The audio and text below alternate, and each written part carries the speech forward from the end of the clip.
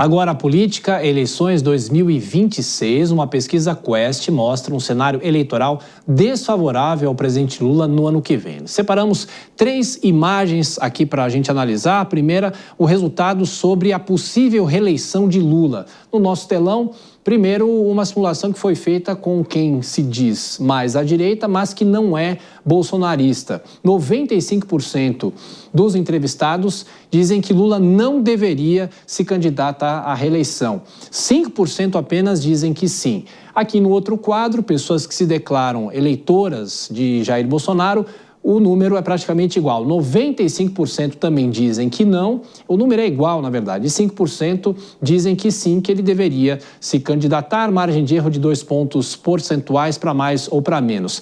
No nosso segundo cenário, a questão é a seguinte: Bolsonaro deveria desistir da candidatura, já que está inelegível, e apoiar um outro nome? A gente acompanha aqui. 65% dizem que ele deveria abrir mão da candidatura e agora apoiar um outro nome, um outro candidato. Deveria manter a candidatura, 26%, mesmo inelegível no momento, e não souberam responder ou não responderam, 9%, a margem de erro também de 2 pontos percentuais para mais ou para menos. E no terceiro cenário, que a gente coloca aqui no nosso telão, o que a pesquisa traz sobre Jair Bolsonaro ser candidato? Quem deveria estar no lugar dele? Aqui nós temos as opções. Se Bolsonaro não for candidato, quem deveria ser o candidato da direita?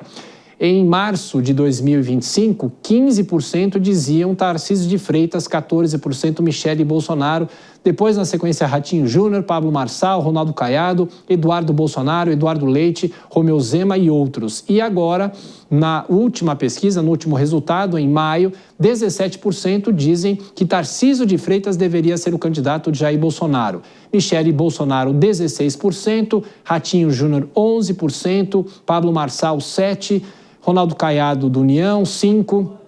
Na sequência, Eduardo Bolsonaro com 4%, Eduardo Leite com 4%, Romeu Zema com 3% e outros 2%. Vou chamar aqui os nossos comentaristas para fazer essa avaliação. Lembrando, né, Dora, que também foram feitas simulações de segundo turno e o presidente Lula está empatado com todos. Tarcísio, Michele e o próprio Eduardo Bolsonaro. Bom, é um cardápio muito grande para a gente comentar. O que você destacaria, Dora?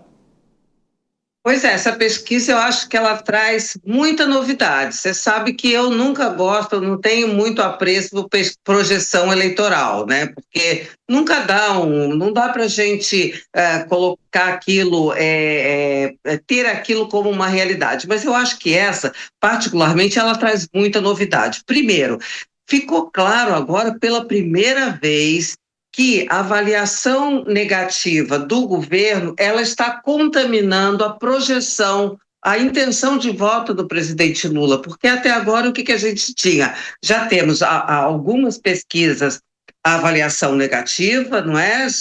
Muito firme, aumentando, mas o presidente Lula aparecia nessa projeção na frente de todo mundo e muito bem posicionado. E o que ele traz? O que acontece agora? Essa é a segunda novidade.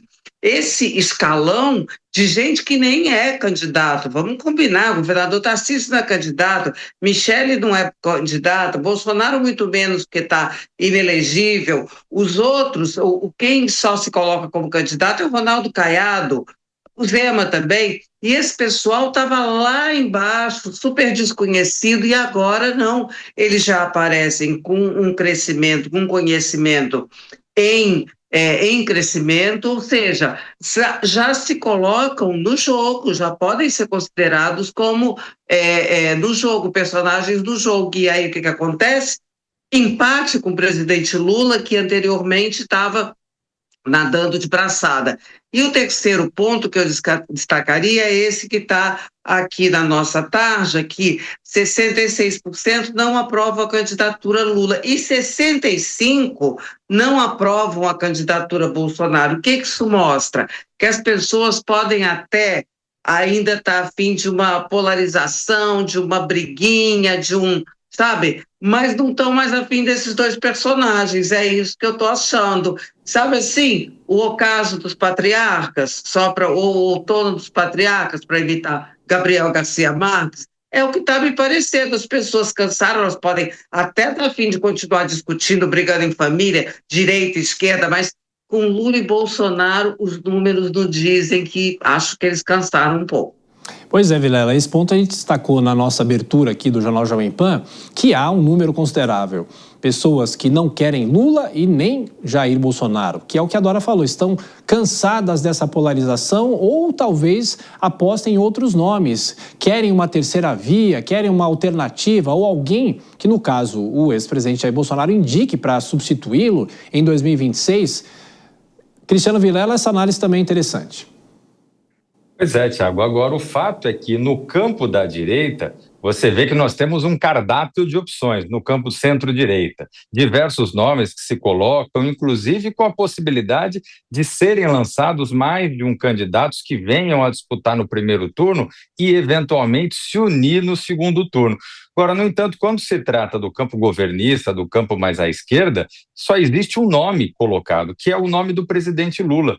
Então, diante de um contexto de desgaste da figura de Lula e também da figura de Bolsonaro, como essas duas figuras maiúsculas da política nacional atualmente, nós vemos que a direita acaba tendo outras opções, enquanto a esquerda acaba ficando no samba de uma nota só, apostando realmente na popularidade do atual presidente, mas que os índices vêm mostrando claramente um declínio a cada dia e uma incapacidade do governo de reverter essa queda e de apresentar uma novidade ao eleitorado brasileiro.